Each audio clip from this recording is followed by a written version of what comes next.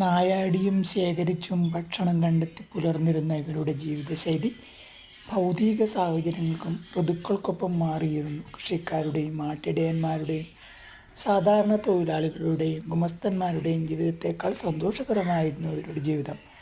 അക്കാര്യത്തിൽ മറ്റുള്ളവർ ഇവരെ അനുകരിക്കാൻ ഇഷ്ടപ്പെട്ടു. ഇന്നത്തെ ശരാശരി സമ്പന്ന സമൂഹങ്ങളിൽ ആഴ്ചയിൽ 40 മുതൽ 45 മണിക്കൂർ വരെ മനുഷ്യർ ജോലി ചെയ്യുന്നു. വികസ്വര രാജ്യങ്ങളിൽ ഇത് 60 മണിക്കൂറാണ്. ചിലപ്പോഴത് 80 മണിക്കൂർ വരെ നീളാം.